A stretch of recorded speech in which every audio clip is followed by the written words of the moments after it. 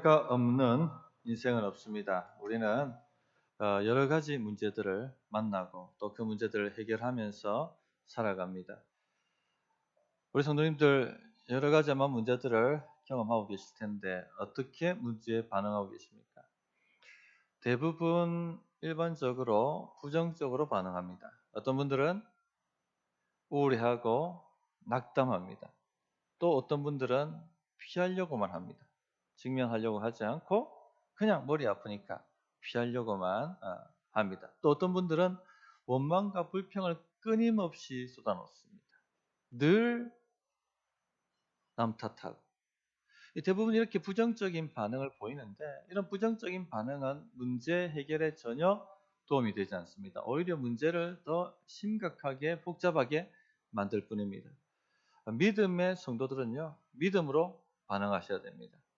하나님께서 우리에게 문제가 오도록 하는 것은 우리 안에 있는 문제를 내시려고 하시는 것입니다. 우리를 연단시키고 우리를 깨닫게 만들고 우리를 성장하게 하시기 위해서, 그래서 우리에게 이런 문제 저런 문제가 오도록 허락을 하시는 것입니다. 그래서 특히 반복되는 문제에 주목을 하셔야 됩니다. 반복되는 문제에는 영적 메시지가 있습니다. 그래서 오늘 살펴볼 말씀이 그런 경우죠. 기근이라는 반복되는 문제가 다윗이 다스리는 이스라엘 나라에 일어났습니다. 다윗이 어떻게 이 문제를 해결하고 있습니까? 믿음으로죠. 믿음으로 반응하고 믿음으로 해결합니다. 믿음으로 반응하고 믿음으로 해결하는 것이 무엇인지 하는 것을 살펴볼 텐데 우리 성도님들의 삶의 문제도 한번 적용을 해보셔서 해결받는 역사가 일어나기를 바랍니다. 첫째, 반복되는 문제의 영적 원인을 알기 위해서 그가 간구했다 하는 것입니다. 1절을 보십시오. 다윗의 시대에 해를 거듭하여 3년 기근이 있으므로 다윗이 여호와 앞에 못합니까? 간구하매 하나님 영적 원인이 무엇입니까? 하고 간절히 하나님 앞에 그 원인을 알기 위해서 구했다 하는 것입니다. 지금 현대인의 눈에서 이 장면을 보면 굉장히 낯설고 당황스러운 장면일 것입니다. 혹은 아주 미개한 그런 것처럼 여겨지기도 합니다. 요즘 3년 기근이 왔다면은 어떻게 반응을 하겠습니까? 기상학자들이 아마 분석을 내놓겠죠. 이런 문제 때문에 이런 문제 때문에 지금 기근이 오고 있다. 뭐 엘니뇨 현상이든지 온난화 현상이든지 뭐 이런 문제들을 언급하면서 대책을 쏟아놓을 것입니다. 물론 우리는 과학적으로 우리가 직면한 문제들을 분석할 필요가 있습니다. 그러나 이런 문제 해결 방식에는 무엇이 빠져 있는 줄 아십니까? 하나님이 배제되어 있습니다. 무신론이죠. 혹 하나님의 존재를 인정한다 하더라도 하나님께서 창조하시고 자연 법칙을 만드신 후에는 자연 법칙대로 그냥 세상이 돌아가도록 굴러가도록 만드시고 관여하시지 않는다. 이렇게 생각하시는 사람들도 있습니다. 이런 것을 이신론이라고 합니다. 무신론이든 이신론이든 결국 세상의 중심은 하나님이 아니시죠. 하나님은 전혀 여기에 개입되어 있지를 않다 하는 것입니다. 그러나 우리는 믿음을 가진 사람들입니다. 우리는 하나님께서 세상의 중심이고 세상 만사를 하나님께서 하나님의 뜻대로 움직여 가신다 하는 것을 믿는 사람이죠. 이 믿음의 눈으로 세상 만사를 보셔야 됩니다. 이 믿음의 눈으로 문제를 바라보셔야 됩니다. 모든 중심에는 하나님이 계십니다. 흔히들 운이 안 좋다, 운이 안 좋았다 이런 말들을 하지 않습니까? 세상은 운으로 돌아가는 것이 아닙니다. 운은 없어요. 우연은 없습니다. 하나님은 전지하시고 모든 것에 관여하고 계십니다. 다스리고 계십니다. 자, 이것을 뭐라고 신학 용어로 설명을 했죠? 하나님의 섭리 이렇게 표현합니다. 하나님의 섭리. 하나님께서 세상 만사를 다스리고 계시다. 다 관여하고 계시다. 하나님의 백성들의 유익을 위해서 그렇게 하신다. 이것을 하나님의 섭리라고 표현합니다. 하나님이 지금도 이 모든 것을 다스리고 계시죠. 그러므로 문제가 생기면은 누구를 찾으셔야 됩니까? 하나님을 찾으셔야 되는 겁니다. 섭리하시는 하나님께 나아가서 영적 원인이 무엇인지 물어보아야 하는 것입니다. 특히 3년 동안 똑같은 문제가 반복되고 있습니다. 3년 동안 기근이 반복되고 있습니다. 3년 동안 문제가 지속적으로 일어나고 있다면 더 주목하여 물으셔야 되는 겁니다. 성경을 보시면은 피상적인 원인 외에 깊은 더 한 차원 더 깊이 들어간 영적인 원인이 있다 하는 것을 여러 본문을 통해서 다양하게 말씀을 하고 있습니다. 한 구절만 말씀드리면 신명기 28장 47절 48절에 보면 내가 모든 것이 풍족하여도 기쁨과 즐거운 마음으로 내 하나님 여호와를 섬기지 아니함으로 말미암아. 자기 풍족한 것 때문에 우상 숭배에 빠지든지 하나님 말씀을 순종하지 않고 교만히 행하게 되면 48절에 내가 줄이고 목마르고 헐벗고 이렇게 될 것이라고 말씀하셨어요. 즉 기근과 죄가 영적인 깊은 연관성이 있다 하는 것을 보여주고 있는 것이죠. 구약을 찬찬히 읽어보시면 하나님께서 하나님의 백성을 징계하실 때 사용하셨던 도구가 재앙과 기근입니다.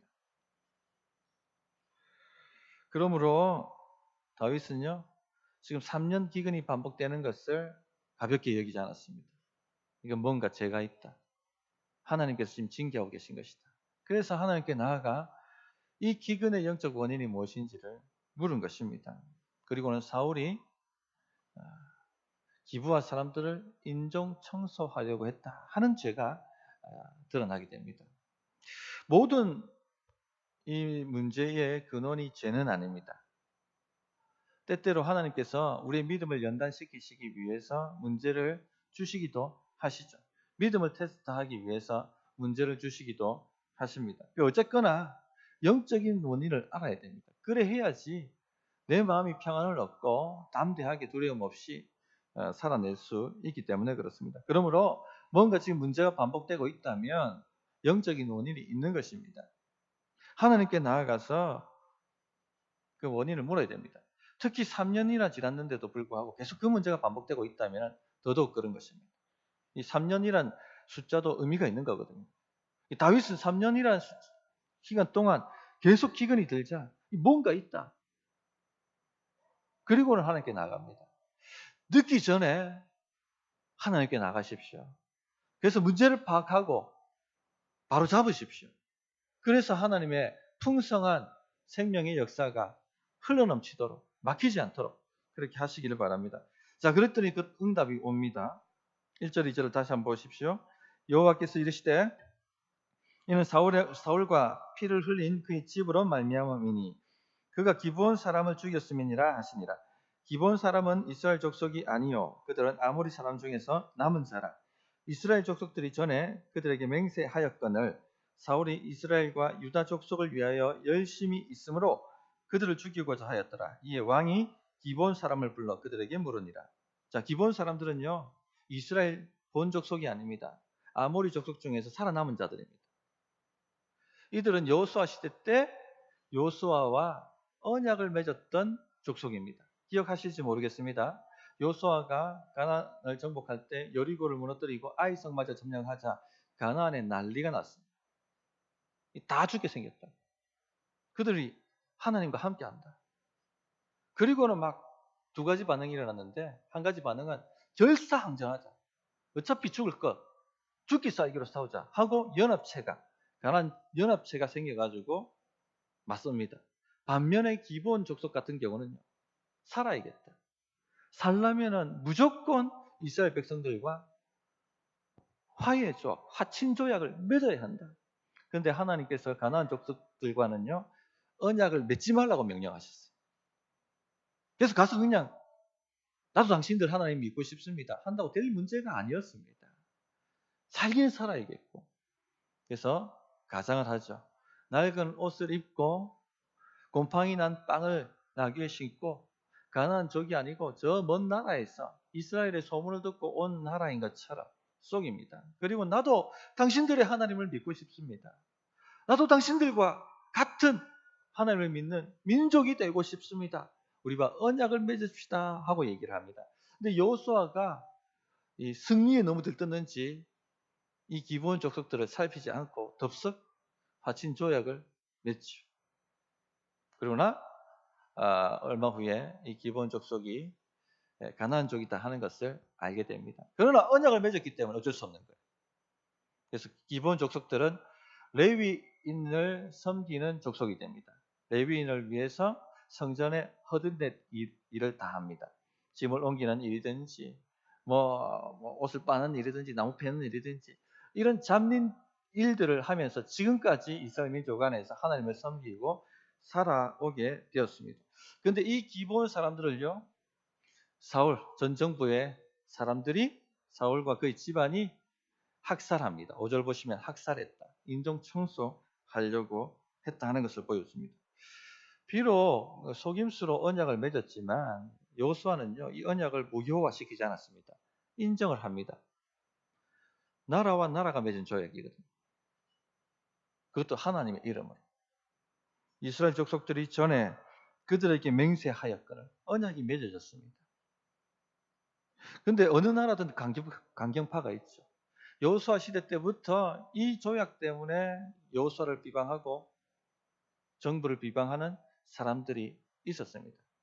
특히 베냐민 족속이 그랬습니다. 왜냐하면 베냐민 지파 경내에 이 기본 족속이 살고 있었거든요. 눈에 가시죠. 저 밀어내야 되는데 저 친구들을. 사울이 정권을 잡자 아니야 다를까 눈에 가시 같은 그 기본 족속들을 완전히 인종 청소시키려고 합니다. 학살합니다. 몰아내려고 합니다. 언약을 파기한 죄, 무고한 사람들을 죽인 살인죄가 정부를 통해서 일어난 것입니다. 하나님은 약속의 하나님이시죠. 언약의 하나님이십니다. 구약, 오래된 약속, 신약, 새로운 약속이라는 얘기입니다. 하나님은 약속의 하나님이세요. 하나님의 이름으로 약속한 이 약속을 휴지 조각처럼 자기 유익을 위해서 내팽개치는 것은요, 하나님의 이름을 망령되이 일컫는 죄악입니다. 심각한 죄악이죠. 사울이 이스라엘과 유다 족속을 위하여 열심히 있음으로 그들을 죽이고자 했더라. 내가 이스라엘을 위해서 열심히 있음으로 이랬다. 이렇다고 변명되죠. 이런 변명 된다고 해결될 문제가 아닙니다. 이스라엘을 위해서 열심히 있어야 될 게 아니고 하나님을 위해서 열심히 있어야 되는 거죠. 사람을 기쁘게 하려고 할 게 아니고 하나님을 기쁘시게 해야 될 그것이 사명이죠. 그런데 하나님이 하라고 하는 일은 하지 않고 하나님이 하라고 하지 않은 일을 사울 정부는 행했습니다. 하나님이 하라고 한 아말렉을 진멸하고 블레셋을 진멸하라고 한 일은 전혀 순종하지 않았죠. 아각 왕을 살리고 전리품을 남기고. 그러나 하나님이 진멸하라고 하지 않은 지금까지 하나님을 섬겨온 하나님이 보호하시는 기본 족속을 진멸하고 있습니다. 약하니. 이 약한 소수민족을 탄압하고 죽여서 완전히 씨를 말리려고 한 것입니다. 3년 기근의 영적 원인을 찾았습니다. 이 죄 때문에 하나님과 이스라엘 사이가 막혔고 하나님께서 그 땅을 축복하실 수 없으셨고 저주하고 심판하실 수밖에 없었습니다. 성도님들, 3년 동안 막혀있는 것이 있으면 살피시기 바랍니다. 3년 기근에 지금 허덕이고 있으신 분은 없습니까?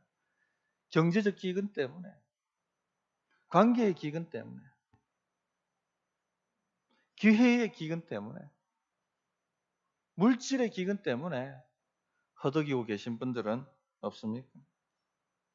그냥 열심히 한다고, 그냥 열심히 살아낸다고 해결되는 것이 아닙니다. 탄식하고 원망한다고 해결되는 것도 아닙니다. 원인을 찾아야 됩니다. 하나님께 나아가십시오. 하나님 무엇이 원인입니까? 무엇이 하나님과 저 사이를 막고 있습니까? 하고 부르짖으셔야 됩니다. 그러면 하나님께서요, 영적 원인을 깨닫게 만드십니다. 정원 목사님이란 분이 계십니다.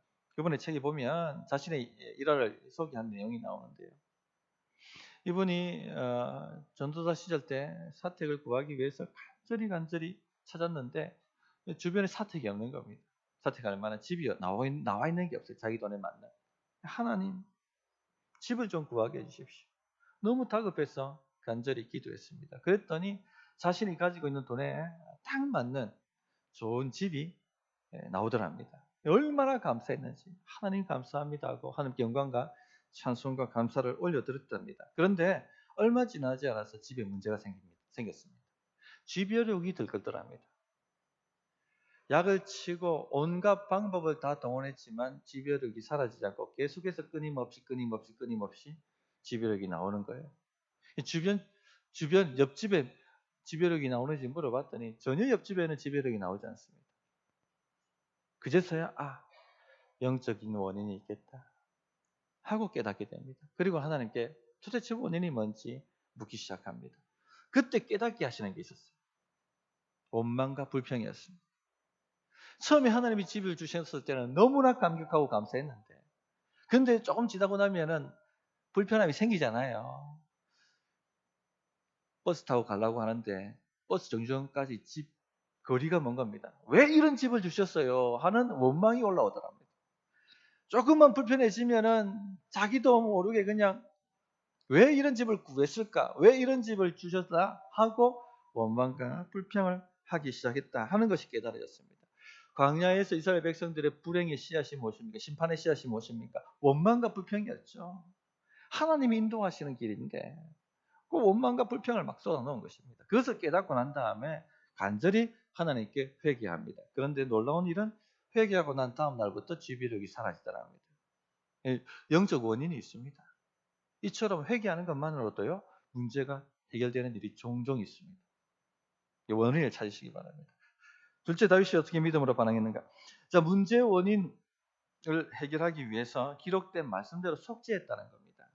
자, 문제의 원인이 밝혀졌습니다. 어떻게 처리해야 됩니까? 내 임의대로 절대 임의대로 처리한다고 문제 해결되지 않습니다. 기록된 말씀대로 속죄가 되어야 됩니다. 기록된 말씀대로. 그래서 다윗은 기본 족속에게 나아가서 어떻게 속죄해야 하는가 하고 기본 족속들에게 묻습니다. 3절 보십시오. 다윗이 그들에게 묻되 내가 너희를 위하여 어떻게 하랴? 내가 어떻게 속죄하여야 너희가 여호와의 기업을 위하여 복을 빌겠느냐? 이렇게 말을 합니다. 다윗이 기본 족속들이 이스라엘의 기업을 위하여 복비로 줄 것을 요청하고 있다는 것을 주목해 보시기 바랍니다. 이것은요. 기본 족속들이 하나님 우리의 원한을 갚아주십시오라고 하나님께 신원해달라고 부르짖었다는 것을 전제합니다. 하나님 이 원한을 갚아주십시오. 하나님께서는요. 약자들의 원성을 들으시고 그 원한을 갚으신다고 약속하셨습니다. 잠언 23장 10절에 보면 옛 지게석을 옮기지 말며 고아들의 밭을 침범하지 말지어다. 대적 그들의 구속자는 강하시니 그가 너를 대적하여 그들의 원한을 풀어주시리라.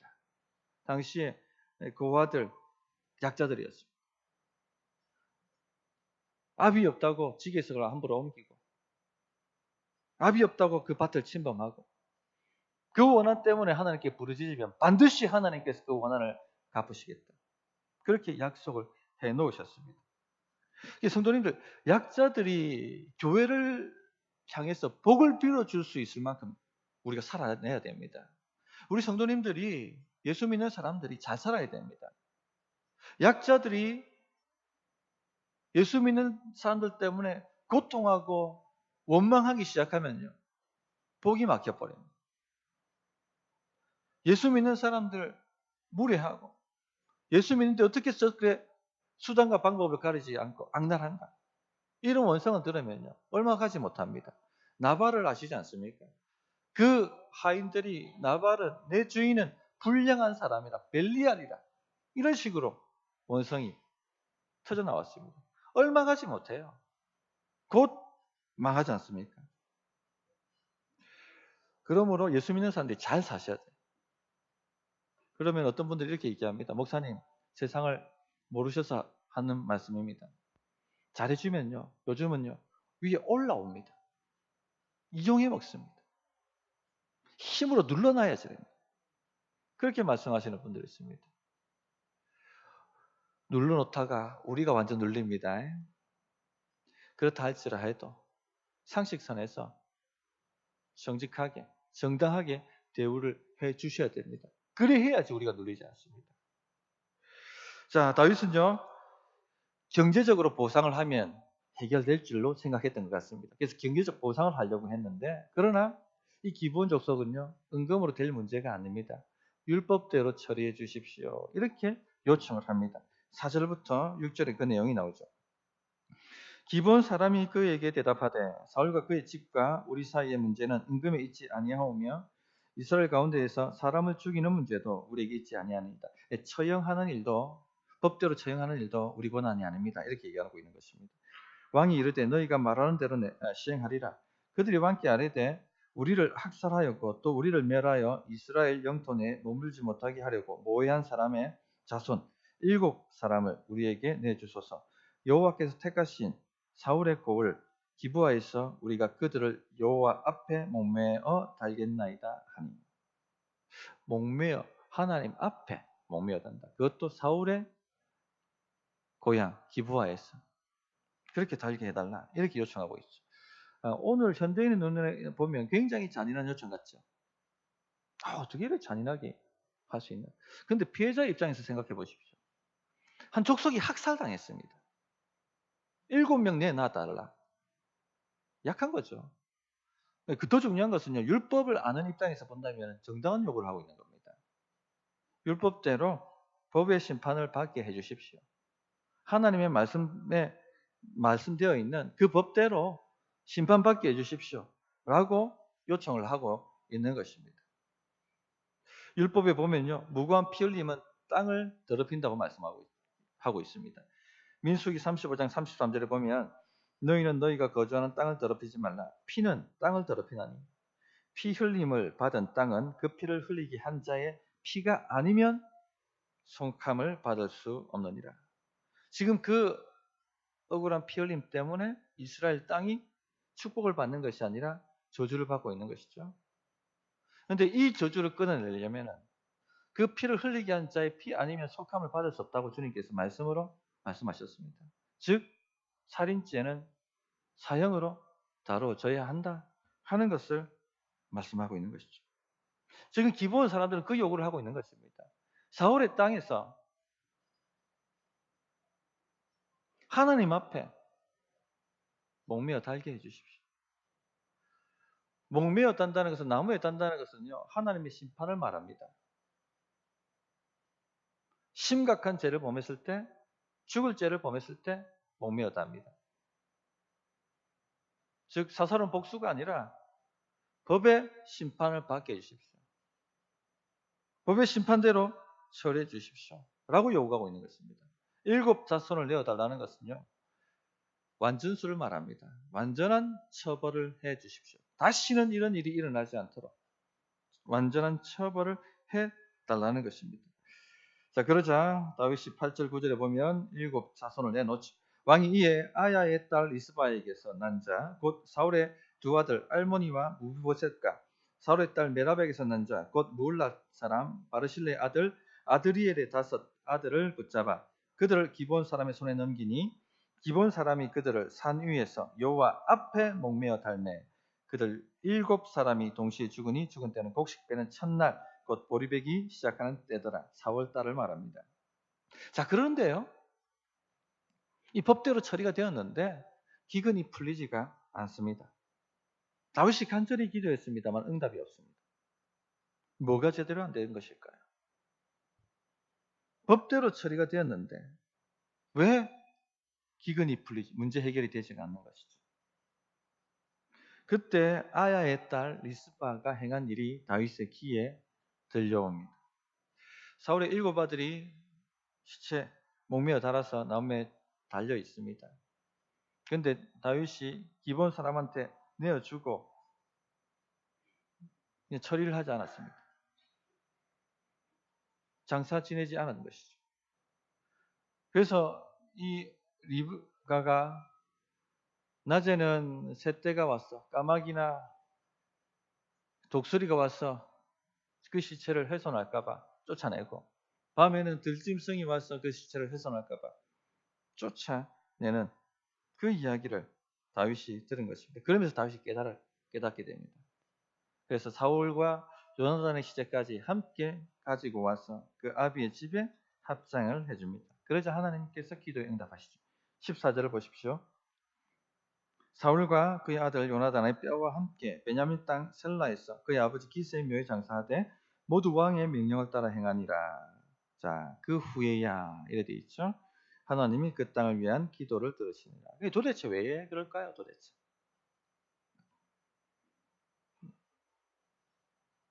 그 이유가 성경을 보면 잘 쳐다보면 답이 나와 있습니다.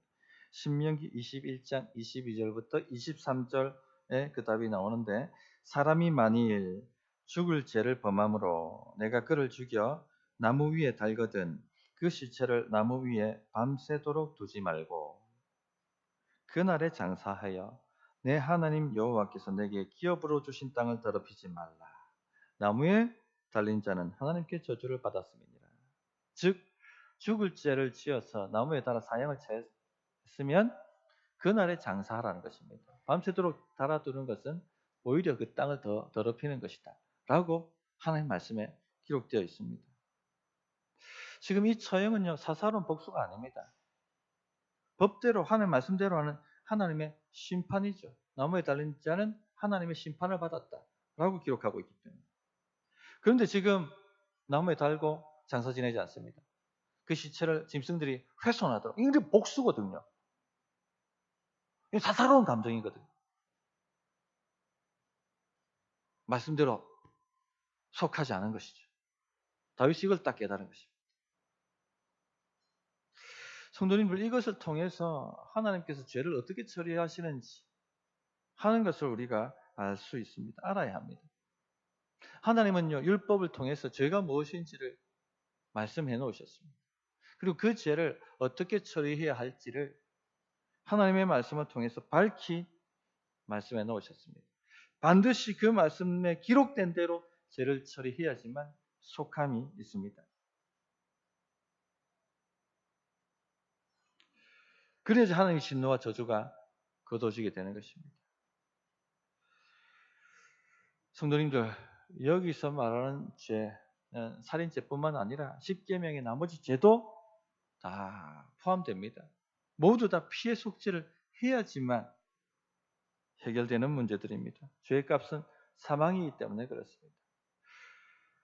다윗의 나라가 세워지려면요, 이 죄 문제가 처리돼야 됩니다. 우리 인생도 세워지려고 하면요, 이 죄 문제가 처리돼야 됩니다. 우리 인생에 반복되어 일어나는 문제를 해결하려고 한다면요, 피의 속죄가 이루어져야만 해결되는 문제입니다. 그래 해야지 하나님의 생명이 막힘이 없이 우리에게 임할 것이고, 하나님의 복이 막힘이 없이 우리에게 임할 것이고, 하나님의 구원의 은혜가 막힘이 없이 임할 것이고, 하나님의 응답이 막힘이 없이 우리에게 응답되게 될 것입니다. 이 죄를 피값으로 처리해야만 합니다. 자, 그런데 성도님들, 그러면 누가 죽어야 합니까? 누구를 나무에 달도록 내어놓아야 하겠습니까? 하나님께서 그 일을 하셨죠. 하나님께서 한 사람을 이미 나무에 달도록 내어놓으셨습니다. 바로 사랑하는 독생자를 이 땅에 보내시고 우리를 대신하여 속하기 위하여 나무에 달도록 하신 것입니다. 나무에 달린 자는 하나님께 저주를 받았습니다. 예수님의 십자가 지심은요, 하나님의 심판입니다. 법적으로 처형한 것입니다. 법적으로 우리 죄를 처리하기 위해서 법적으로 말씀된 대로 처형하신 것입니다. 로마서 5장 6절에 우리가 아직 연약할 때에 기약대로 말씀대로 그리스도께서 경건하지 않은 자를 위하여 죽으셨도다. 성도님들, 그러므로 우리에게 희망이 있고 소망이 있습니다. 우리 인생에 생명이 있습니다. 아무리 어둡던 삶이라도요, 광명의 빛이 비쳐 들어옵니다.